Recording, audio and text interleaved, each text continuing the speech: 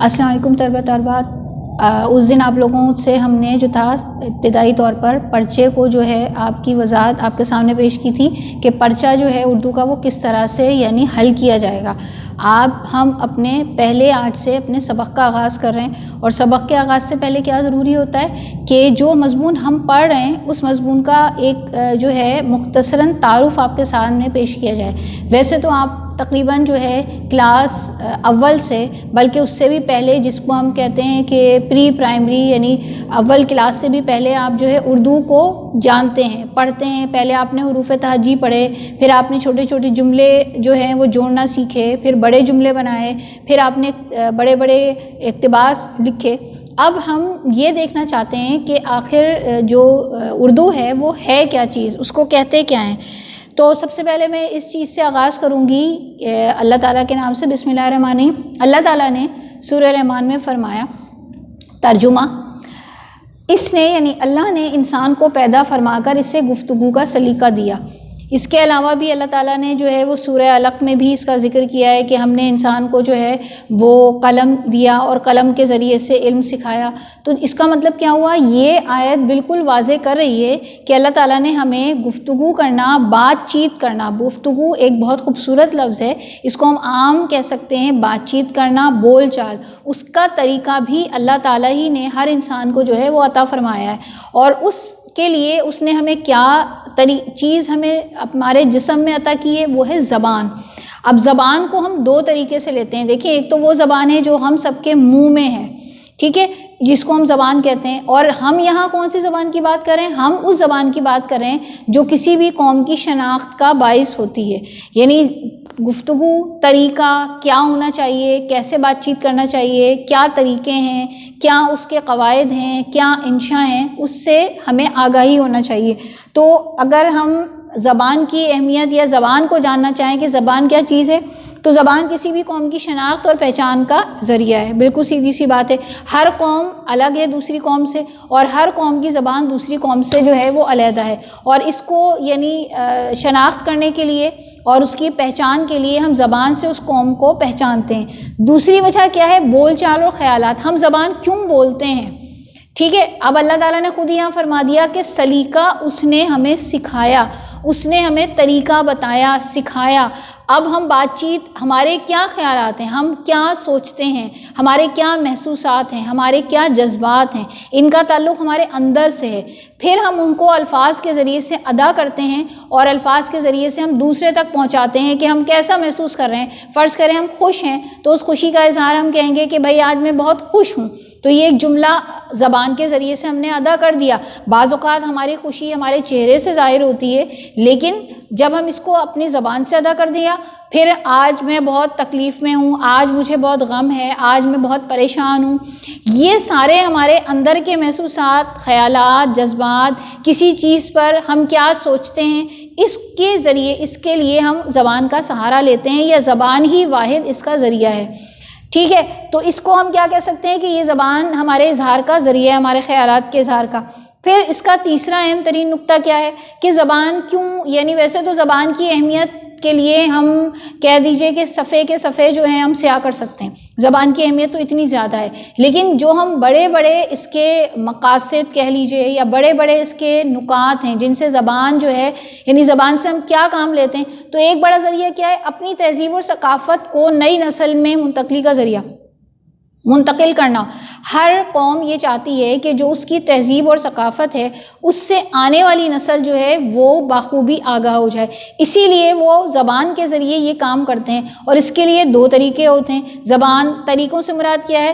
دو طریقے کیا ہوتے ہیں؟ ایک کو ہم تحریر اور ایک کو ہم تقریر کہتے ہیں. یعنی جب ہم بات چیت کرتے ہیں، جب ہم خطاب کرتے ہیں، ہم بتاتے ہیں کوئی چیز، کسی کو سمجھاتے ہیں زبانی طور پر، تو وہ ہماری جو ہے وہ تقریر ہو جاتی ہے. اور جب ہم اسی چیز کو لکھ لیتے ہیں تو وہ ہماری تحریر بن جاتی ہے. اور لکھتے ہم اس لیے کہ وہ چیز ہمیں یاد بھی رہے، اور وہ آگے آنے والی جو نسل ہے، جو آئندہ ہیں، ہمارے بعد جو لوگ ہوں گے یا جو ہمارے ابھی ہم سے چھوٹے ہیں، تو ان کو پتہ چل جائے کہ کیا طریقہ ہے، کیا بات کرنے کا کیا انداز ہے، کیا قواعد ہیں، کیا انشاء ہیں، اور پھر کس تہذیب سے تعلق رکھتے ہیں. کیونکہ دیکھیں، زبان جو ہے صرف بول چال کے الفاظوں کا نام نہیں ہے. زبان جو ہے وہ صرف لفظوں کا مجموعہ نہیں ہے، زبان جو ہے وہ پوری ایک تہذیب. اگر ہم اپنی زبان کی بات کریں گے، جب میں آپ کو اپنی زبان کا بتاؤں گی تو اردو زبان جو ہے صرف زبان نہیں ہے، صرف الفاظ کا الٹ پھیر نہیں ہے، پوری ایک تہذیب رکھتی ہے، پوری ایک ثقافت رکھتی ہے.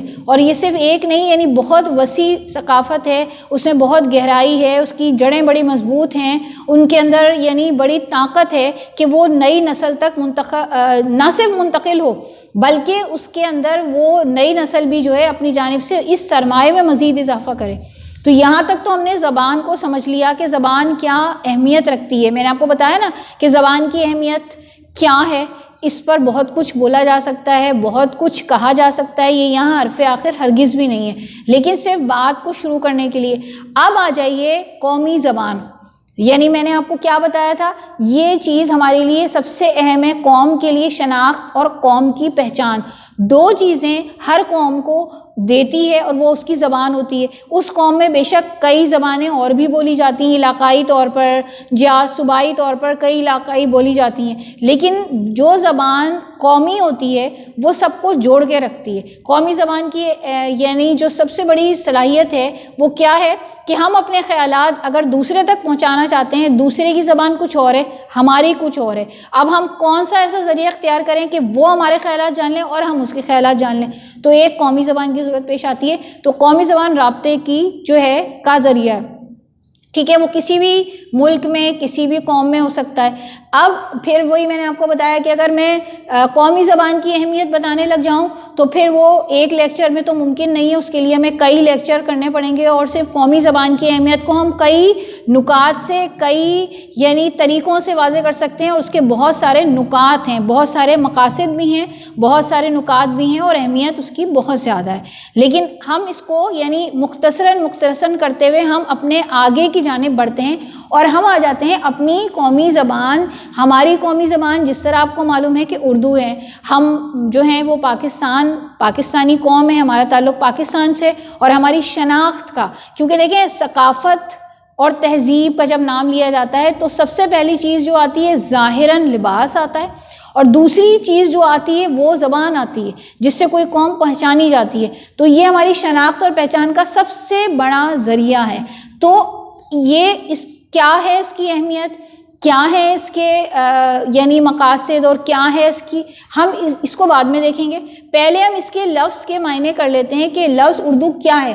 لفظ اردو جو ہے وہ آپ کو بہت مزے کی بات ہے، ہم سمجھتے ہیں ہمارے یہاں اکثر جو لوگ ہیں نا وہ کیا ان کے ذہن میں ہوتا ہے، یہ عربی زبان کا لفظ ہے، کچھ اسے فارسی کا کہتے ہیں، کیونکہ ظاہر ہے کہ اردو کے اندر جو زیادہ الفاظ شامل ہیں ہماری زبان میں اردو فارسی کے ہیں، تو کچھ لوگ اسے عربی کا اور زیادہ لوگ اسے فارسی کا سمجھتے ہیں، جبکہ یہ غلط خیال ہے. اردو کا لفظ اپنا اردو کا لفظ یعنی اردو کا جو ہم زبان بول رہے ہیں اور جو سے ہم کہتے ہیں ترکی زبان کا لفظ ہے. وہی ترکی جس کے ڈرامے آپ لوگ بہت شوق سے دیکھتے ہیں نا، وہی والا ترکی. تو اس ترکی زبان کا لفظ ہے، اور اس کے معنی کیا ہیں؟ اس کے معنی ہیں بازار کے. کہیں کہیں لشکر بھی دیا جاتا ہے، لیکن جو بڑے آپ نے دیکھا ہے نا، جیسے ہم کیا کہتے ہیں اردو بازار. اردو بازار میں کیا ہوتا ہے؟ اردو بازار میں کتابیں آپ کو ملتی ہیں، تو یہ وہیں سے اردو بازار اس کے معنی لیے جاتے ہیں. اب برِ صغیر میں اردو کی ابتدا دیکھیں، ویسے اگر ہم برِ صغیر کی بات کریں، برِ صغیر جسے ہم ایشیا، جنوبی ایشیا بھی کہتے ہیں، برِ صغیر میں جب تقسیم نہیں ہوئی تھی، تقسیم سے پہلے یہ وسیع و عریض علاقہ تھا، ٹھیک ہے. یعنی اس کی ابتدا ہم یہ تاریخ کی بات کرنے جا رہے ہیں. اب ہم ابتدا کی بات کرنے جا رہے ہیں، اردو کہاں سے شروع ہوئی، کہاں سے ابتدا ہوئی، کس طرح سے. دیکھیں ہر زبان کی کہیں نہ کہیں کوئی ابتدا ہے. اب اردو کی ابتدا کے بارے میں کئی نظریات اور کئی خیالات ہیں جن پر تحقیق ہوئی بھی ہے، ہو بھی رہی ہے، اور آخر میں پھر کسی نہ کسی علاقے سے، ہر علاقہ یہ کہتا ہے کہ اردو کا تعلق ہمارے یہاں سے ہے، دہلی والے کہتے ہیں ہمارے یہاں سے ہیں، پنجاب سے تعلق رکھنے والے بھی دعویٰ کرتے ہیں، لکھنؤ سے تعلق رکھنے والے، شمالی ہند سے تعلق رکھنے والے، مطلب مختلف جو حصے ہیں ہندوستان کے، یا جسے ہم برِ صغیر کہہ لیں. اس وقت ہم ہندوستان تو نہیں کہتے، ہم اس کو برِ صغیر کہتے تھے، اور یہ تمام جو آج ہم الگ الگ ممالک کے نام سے جنہیں جانتے ہیں وہ اس وقت سب ایک تھے. تو اس کے اندر یعنی کیا طریقہ تھا، کس طریقے سے یہ زبان جو ہے وہاں تک پہنچی اور کیسے اس کی ابتدا ہوئی. تو اگر ہم برِ صغیر کی بات کریں 1857 جنگ آزادی آپ کو یاد ہوگی، وہی جنگ آزادی جس میں مسلمانوں نے پہلی بار جو تھی وہ اپنے زور بازو کے ذریعے سے یہ کوشش کی کہ انگریز جو ہیں ان کو وہ نکال سکیں ہندوستان سے یا بر صغیر سے، اور اس میں وہ ناکام ہوئے۔ یہ ایک الگ موضوع ہے، لیکن یہاں بتانے کا مقصد کیا ہے کہ اس وقت تک 1857 تک فارسی زبان جو تھی وہ دفتری اور جو تھی وہ سرکاری زبان مانی جاتی تھی۔ اس کے بعد 1857 تک ظاہر ہے کہ جب یہ دونوں زبانیں جو تھیں یہ مانی، ایک زبان فارسی مانی جاتی تھی، تو اس صورت میں جو اردو زبان تھی اس میں اگرچہ نثری یا نظم کی صورت میں سرمایہ ادب موجود تھا، لیکن وہ بڑا مختصر ہے۔ یعنی ہم یہ نہیں کہہ سکتے کہ کچھ تحریریں ہمارے پاس ہیں ہی نہیں، کچھ بھی نہیں ہے، نہیں، بالکل نہیں، کیونکہ اردو کی ابتدا ہو چکی تھی، اردو آہستہ آہستہ بولی جا رہی تھی، اردو زیادہ اعلیٰ بولی جا رہی تھی، بہت زیادہ مشکل تھی، اس میں عربی کی مشکل تشبیہات تھیں یا فارسی کے مشکل الفاظ تھے، اس طرح بولی جا رہی تھی، یا پھر اس میں ہندی کے الفاظ شامل تھے۔ تو اب کیا ہم اس کو یہاں ساخت کو بھی ساتھ ساتھ سمجھ لیتے ہیں تاکہ ہمیں اپنے آگے سمجھنے میں آسانی ہو۔ دیکھیں اردو جو ہے بنیادی طور پر ایک مخلوط زبان ہے۔ آپ کے لیے لفظ جو ہے وہ الگ مختلف ہوگا ذرا، پہلی بار شاید آپ میں سے کچھ ایسے ہوں گے جو اسے پہلی بار سن رہے ہوں گے۔ مخلوط کہتے ہیں یعنی ملا ہوا، کئی زبان، کئی چیزوں کا مجموعہ جس میں کئی چیزیں شامل کی گئی ہوں، اس کو ہم مخلوط کہتے ہیں۔ تو کئی زبانوں کا مجموعہ جو ہے وہ اردو ہے، لیکن اس میں 3 بنیادی زبانیں جو ہیں وہ اہم کردار ادا کرتی ہیں، یعنی عربی، فارسی، ٹھیک ہے، اور آخر میں آ جائیے ہندی، کیونکہ ظاہر ہے کہ یہ ہندوستان میں تھی یا اس علاقے میں بولی جا رہی تھی جس کا تعلق جو تھا وہ ہندوستان سے تھا، تو یہ اس کے اندر ہندی کے الفاظ بھی تھے۔ اب ہم ساتھ ساتھ جب ہم اپنے اگلے لیکچر میں جائیں گے تو ہم دیکھ لیں گے عربی کہاں سے آئی اور فارسی کہاں سے آئی، وہ بھی میں آپ کو تھوڑا سا بتا دوں گی تاکہ آپ کو تاریخ کے حوالے سے تھوڑا سا پتہ چل سکے کہ اردو جو ہے وہ کس طرح سے اردو بنی اور کس طرح سے واضح ہونے شروع ہوئی۔ پھر اردو میں اگر ہم پہلی نثری کوشش دیکھیں کہ پہلی نثر جو تھی وہ کس نے لکھی، کئی نام آتے ہیں اس میں بھی۔ دیکھیں تحقیق سے جب ہم بات کرتے ہیں نا، جب ہم تحقیق کی بات کرتے ہیں تو تحقیق جو ہوتی ہے وہ یعنی جاری ہوتی ہے۔ تحقیق ایک ایسی چیز ہوتی ہے جو آگے بھی جاری ہوتی ہے، کسی پیچھے ہوئے عمل کو بھی دیکھا جاتا ہے کہ اس کا اصلی کیا ہے، اس کو اصلی یعنی کیا چیز ہے، اس پر تحقیقات جاری رہتی ہیں۔ تو یہ حرف آخر نہیں ہے، ہرگز بھی نہیں ہے، لیکن جو زیادہ لوگ، جو زیادہ مصنفین ہیں، جو محققین ہیں، خصوصاً جو نقاد ہیں، وہ اس بات کو مانتے ہیں کہ اگر اردو کی تحریر کی بات کی جائے یا نثر کی بات کی جائے، خصوصاً شاعری پہلے ہو رہی تھی، اردو میں شاعری کا ابتدا آغاز جو تھا وہ پہلے ہو گیا تھا، نثر کا بعد میں ہوا تھا۔ پھر مقفع اور مسجع، یہ لفظ بھی آپ کے لیے نئے ہوں گے، یہ بھی میں آپ کو بتاؤں گی۔ مقفع اور مسجع سے مراد یہ ہوتی ہے کہ ایسی نثر بولی جائے جس میں قافیہ اور ردیف کا استعمال ہو، اور قافیہ ردیف تو آپ کو معلوم ہی ہوگا کہ جو شاعری کا بنیادی جو ہے وہ ایک یعنی شناخت ہے، اس کی پہچان ہے، اس کی علامت ہے۔ تو اردو نثر کی پہلی جو تحریر ہے یا تحریرات ہیں، تحریریں جنہیں آپ کہہ لیجیے، تو وہ کیا ہیں؟ وہ تصور اور اخلاق پر تھی۔ تصوف، ٹھیک ہے، خدا شناسی اور اخلاقیات، یعنی اخلاق سے متعلق جو مضامین ہو سکتے ہیں وہ ایک رسالے میں لکھے گئے تھے، اور یہ رسالہ جو تھا یا یہ جو مضامین تھے جنہوں نے لکھے تھے ان کا نام تھا خواجہ سید اشرف جہانگیر سمرانی۔ اور یہ تقریباً، اگر اس کا ہم کہتے ہیں نا کوئی ہمیں ایک آپ کو ایک تاریخ بتا دیجئے صحیح، تو وہ تاریخ 1803 کی ہے جو تحقیق کے بعد آئی ہے، یعنی اس سے پہلے بھی ہو رہی ہیں، میں یہ نہیں کہہ رہی کہ یہ آخری ہے اور یہ پہلی ہے، اس سے پہلے تحریریں ہو رہی ہیں، لکھی جا رہی ہیں، تحریریں جو تقاریر ہیں وہ بھی ہو رہی ہیں مختلف موضوعات پہ، لیکن جو بنیادی موضوع جس سے ابتدا ہوتی ہے نثری تحریر کی وہ انہی کی ہے، اور ان کا جو موضوع تھا وہ میں نے آپ کو بتا دیا کہ تصوف اور جو تھا وہ یعنی اخلاقیات تھا۔ اب ہم اگلے جب اپنے لیکچر میں آئیں گے تو انشاءاللہ تعالیٰ اپنے اس جو ہم نے شروع کیا ہے اردو ادب کا تعارف، ہمیں اسے انشاءاللہ تعالیٰ تاریخ کے حساب سے، دیکھیں اردو ادب کا تعارف جو ہے وہ کسی ایک پہلو سے نہیں ہے، پہلے تو آپ یہ سمجھ لیں، اس کے پہلو کئی ہیں۔